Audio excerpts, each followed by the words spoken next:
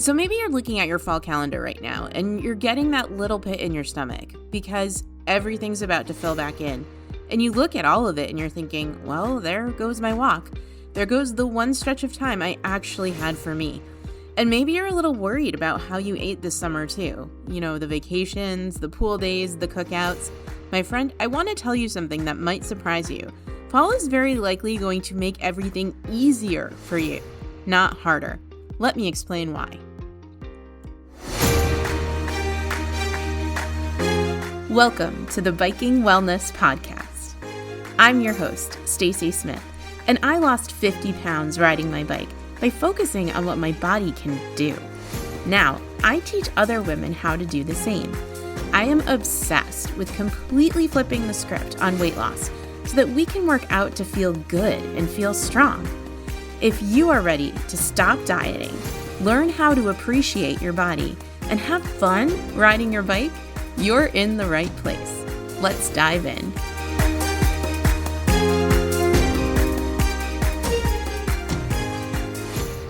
Hello, my friend. Welcome back to the podcast. And if you're just joining us for the first time, I want to send a special warm welcome to you. Welcome to the Biking Wellness community. I am so incredibly glad that you're here.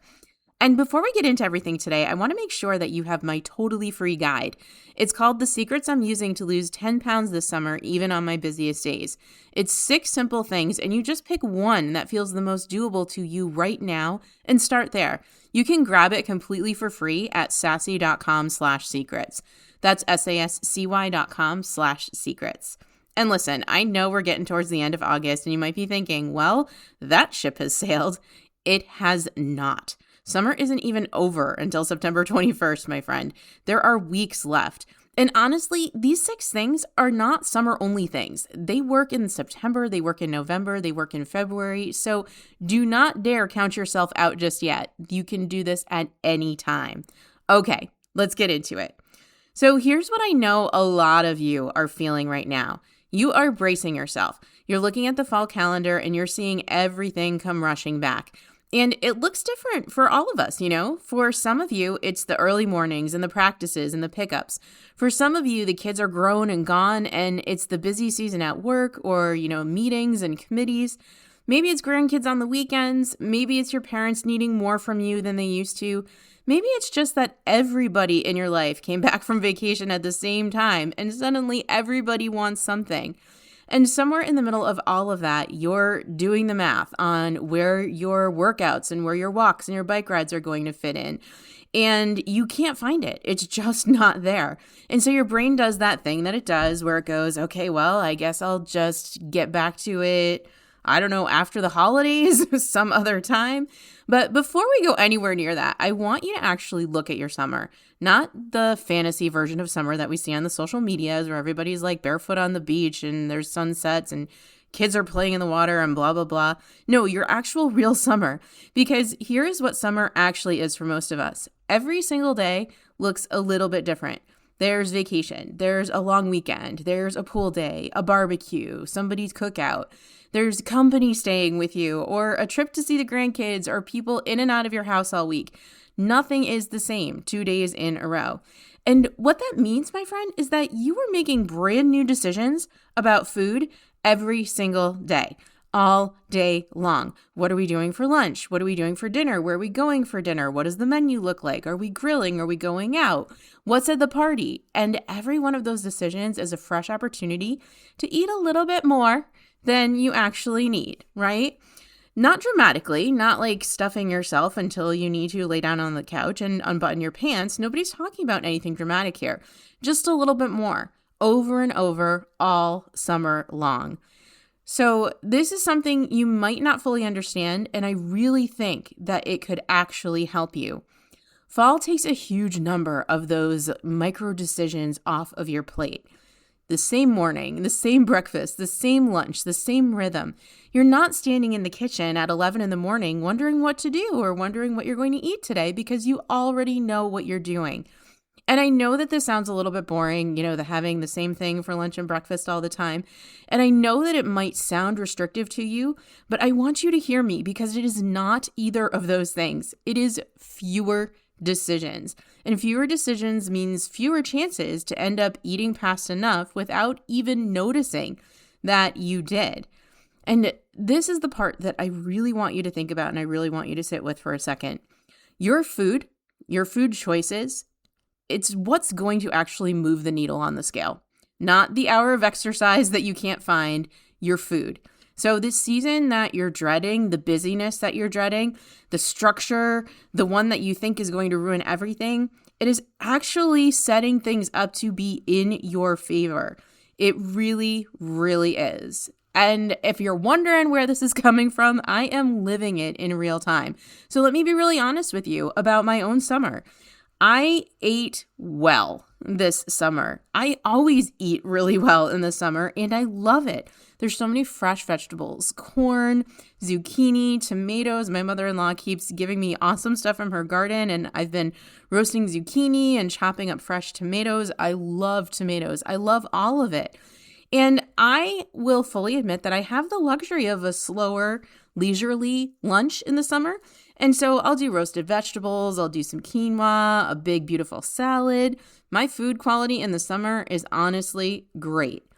But I also eat more, a considerable amount more, I would say. I move more.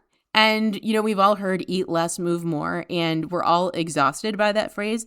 There is some truth to it, but obviously we know as women in menopause and perimenopause that it's really nuanced. But the bottom line is I eat more. Last week I had a hot dog for lunch, and then the next day I had another hot dog at lunch. And it was back-to-back days. And listen, I love a hot dog. I am never, ever passing up a hot dog by the pool. I am never passing up a hot dog at a barbecue. Unless I just don't feel like a hot dog, I am having the hot dog. And I'm having it with the bun, and I'm going to enjoy it. And I'm not going to feel bad about it. But this is summer. This isn't my regularly scheduled programming where I have less time and less ability to kind of make those leisurely decisions. During the school year, I have the same thing for breakfast every day. I have a buffalo chicken wrap for breakfast every day. And I have soup for lunch every day. And I want to be really clear about why, because it's not because I'm so disciplined and this is what makes me lose weight. It's got nothing to do with that. It's because I don't have the luxury of time to stand there and think about it. And I know that I need food that fuels my body and that gets me through to lunchtime because I cannot just be like, oh, I'm going to have a snack right now in the middle of a class. The decision is already made for me. And it turns out that this is what really works. So here's what I want you to do with this information. You don't need to create a fall meal plan and a fall diet and restrict the crap out of everything. You don't need to cut anything out. You don't need to wait for Monday when the weekend's over or for the first day of the month or some other perfect fresh start moment. I want you to decide what your default meals are going to be. Decide right now before the schedule hits you. What is your breakfast going to look like? What is your lunch going to be? Just pick. And pick something that you actually like and enjoy, my friend, because you are going to be eating it a lot. And this whole thing falls apart if you choose something that you don't even like or want because you think that it's healthy, okay? And if you need more variety than I do, I totally understand that, but have a few ideas in rotation. So maybe you have the same thing for lunch every day for a week and you can meal prep it on the weekend, or same with breakfast, or maybe you have a couple of different things in the rotation that you alternate between, but have that core set of lunches and breakfasts ready to go in your brain. That's it. That's the whole thing. Decide it once. Decide now so that you don't have to decide it 50 more freaking times during the month of December. Okay, so that's food. Now let's talk about the piece that I know is really worrying you because it's really worrying me, and that is the movement. So if you're anything like me, you may have built something this summer. Maybe you got back on your bike, maybe you started walking, hiking, maybe you finally got into a rhythm with your movement because the weather was nice and it felt so good and you were actually really kind of proud of yourself. And now you're looking towards the fall and you're terrified you're going to lose it. I know that this used to always happen to me when I was riding my bike outside because as the fall months come in, we lose daylight. And when I go back to work, I don't have as much daylight when I get out as I did during the summer. And that is a real problem that you have to brainstorm and that you have to solve for yourself because I am going through this right now. We are in the season where baseball is actually kind of on hiatus, which you would think means, oh my gosh, Stacey has so much more time to get her movement in. Well, the reality is I was walking during baseball practice every single day, and I'm not doing that anymore. And you know what that actually means? That means that I have to come up with a new plan for how to get my movement in every day, or I am not going to move. And this is what we have to do for the fall. And I know what's going to happen because I've done this too, is that you're going to be going and you're going to be looking for that hour in your schedule, the exact same block of time that you had in July. And it is just not going to be there. And when you can't find it, your brain says, well, there's no point. If I can't do what I was doing before, then I'm just not going to bother doing anything. I'm tired of even thinking about this right now. And that right there is where so many women just stop moving completely in the fall. But you're not looking for an hour, my friend. You are just looking for windows of time. They can be much shorter and smaller than that. And this is the good news. You already have those little windows. They're already sitting right there in your calendar, in your schedule. You've just been not doing what you need to be doing during those windows. So, the 20 minutes while dinner's in the oven, during the school year, that is when I go downstairs and I do my strength workout. The 40 minutes where you're sitting in the car waiting on somebody, that is when you can get out there and walk. The break in your workday that you usually spend scrolling, your lunch break, just even if you take 5 minutes away from the scrolling and put it towards getting some fresh air and getting outside, that is going to help so much. The half hour after you get home and before you start anything else, you can go for a walk. You can fit a Peloton ride in. The stretch on Saturday mornings when the house is still quiet and you're relaxing, and you just want to melt into the couch for the 2 hours that you have, take a half hour of that and spend it with some quiet activity, maybe some yoga. These are your windows. They were always there. You just weren't looking at them as movement, the potential for movement, because it didn't look like enough time to get a full workout in. So I want to just kind of really hone in on what my fall actually looks like, because I want you to see that I am right in this with you. So my son's on a travel baseball team this fall, and I'm finally not coaching this fall. I coached in the spring. I coached last fall. I am not coaching this fall, which means that when he's at practice, this is going to be my time again. I am going to keep walking during those practices. Every single practice, even if it's only for 10 minutes of that practice, because I do like to actually watch him play too, that's a window that already exists in my week this fall, and I'm going to use it. And I'm going to squeeze in my strength training workouts while dinner's cooking. Not at the gym, not in some perfect setup, just in my house, in the basement, while the oven's going. I have a couple of different meals every week that don't require me to be constantly present for the preparation of them. I prep it, I throw it in the oven, and then I can go downstairs and I can work out. And I want to be really honest with you about something. I'm not going to be active this fall like I was during the summer. I'm just not. I really just don't have the time. I've had more daytime flexibility these last couple of months, and that's going away. That's reality. But instead of just throwing myself a pity party and saying okay, well, I guess I just have to give up for the next couple of months or 9 months or however many months that I am actually working, I'm not going to do that. The time's going away. This is fine, because the goal is never let's always do everything the exact same way. It's to keep going. It's to keep finding these pockets and windows of time where we can move. And again, we're not moving our body to lose weight. If you want to lose weight, you look at what you're eating. It's really that simple sometimes. I mean, I know that with menopause and perimenopause, it's, like I said, definitely more nuanced than that. But if you aren't taking a hard look at the eating that you're doing, the overeating that you're doing, then that is 100% the place to start. Okay. But I have this assignment for you this week. I want you to find 2 windows of time this week, just 2. I don't care how short they are. I don't care if they're 5 minutes. Really. I want you to look at your actual week, the real one, and find 2 places where you were already sitting or waiting or scrolling or doing something that does not involve moving your body, and decide that those 2 windows of time are going to be yours to do something for you. Say them out loud. Write them on the calendar. Tell somebody. Tell me.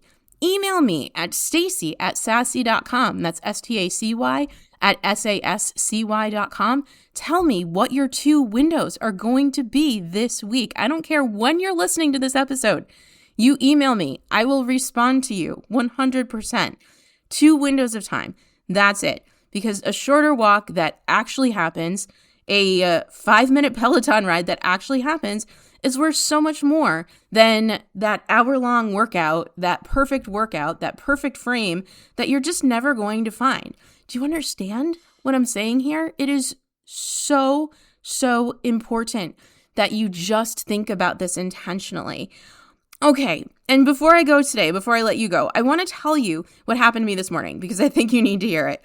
I have been sharing my whole 10 pounds this summer journey with you. I've been talking about how I'm losing 10 pounds this summer. And today was day 30, a full month. So I stumbled out of bed and I want to be honest, I slept like garbage last night and I got on the scale like I do every single morning. First thing after I pee in my pajamas. I used to take my pajamas off so that I would always get like the accurate like to the 10th weight, but I can't be bothered to care anymore between the difference of the weight of my pajamas. But I saw that a pound of the water weight from the Chinese food I had on Saturday had already come off. And I was like, good. And then I realized, oh my gosh, it's day 30. I want to see like where I was at with my weight on day 1. And I was down 0.3 pounds. 0.3, my friend, in a month. And before I started to spiral, because, that was always my default, this is what I needed to remind myself that number is not showing. It's not showing that at one point this summer, I was actually 3 pounds heavier than I am right now. And at another point this summer, I was actually 3 pounds lower than I am right now. It doesn't show that I'm still holding on to the water weight from the Chinese food that I had 2 days ago. And it doesn't show that I'll probably be down again another pound or so tomorrow when that water weight comes off. And those 2 pounds of water weight were never real weight. It was never actual fat in the first place. The old me would have looked at 0.3 pounds and gotten so frustrated. The old me would have said, well, what's even the point? This is so freaking slow. I've been working at this for a whole month and it's only 0.3 pounds. And the old Stacy would have quit. But Stacy today knows that number is just information. It's just one data point, and it's not even the most important piece of information because here's what the 0.3 does not reflect at all. I have moved my body more this summer than I have moved in years. Hikes, walks, bike rides, strength sessions. I feel amazing, and I'm walking into this fall with a plan for breakfast, a plan for lunch, and how to fit my movement in that I actually intend to follow through with and to keep. And I know that when I am eating less, I will lose those 10 pounds. This is why my summer was so freaking awesome. And I will hit that 10 pounds by some point. It might not be the first day of fall, maybe not. Or I'll decide that I don't actually need to lose those 10 pounds anyway to be healthy and strong. I might find, hey, I'm actually going to hold on to those 10 pounds and turn them into muscle. That's the glory and the joy and the most wonderful part of this whole process is that you get to decide exactly what to do with your body. You get to be the one that's in control. You get to choose how you think about your body, how you think about your progress. And that is so incredibly powerful. So here's what I want you to take away with you today, my friend. The busy season is not going to ruin your project progress. It's just not. It's going to give you back something that summer took away, which is the ability to make very straightforward decisions. And these fewer decisions mean fewer chances to eat past what you actually need. So decide your breakfast, decide your lunch now. If you want a few different options, that's fine, before the craziness of the fall actually hits you. And your movement is not going away. It's not disappearing. It's just changing. And stop hunting for that hour and start noticing the window that you already have. Find 2 windows this week. And like I said, tell somebody about them. Say them out loud. Email them to me. That's it. That's your plan. That's your assignment. And you are so much more set up for this than you think that you are. And if you want the real doable place to start, just please go grab my free guide. It's totally free. It's called The Secrets I'm Using to Lose 10 Pounds This Summer, even on my busiest days. I have 6 simple things in there, and you just get to pick the first one that really resonates with you and feels the most doable to you. And a couple of those 6 are exactly what we talked about today. Making a loose plan before the day gets away from you. Moving in a way that actually feels good. Getting curious about the scale instead of getting frustrated with it. Again, it's free. You can find it at sassy.com/secrets. That's SASCY.com/secrets. And remember, summer is not over yet. And even if you're listening to this in October or January, these ideas and these secrets work for any time of year, and it is never too late to start. And I'm going to be really honest with you about something. Knowing what to do is one thing. Actually figuring out what it looks like for you in your life, your week, with your schedule, your family, that's a completely different thing. And this is genuinely what I am best at, helping you build the habits that actually fit your life without beating yourself up constantly. So if you'd like to talk about working together, just send me the word interested. You can DM it to me on Instagram at sassycycling, SASCY cycling, or email me at stacy@sassy.com, STACY@SASCY.com. I would love to chat with you about what this could look like for you. And if this episode gave you a little bit of relief today, and I really hope it did, would you please follow or subscribe wherever you're listening? It helps the show reach more women who are staring down their fall calendar feeling like they're about to lose everything that they've been working so hard for. And if you know a woman who's dreading this transition, please send this episode her way. Thank you so much for being here, my friend. You did not blow your summer. You lived your summer, and you are walking into the fall with so much more going for you than you realize. I am here, and I am cheering for you every single step of the way. Talk soon.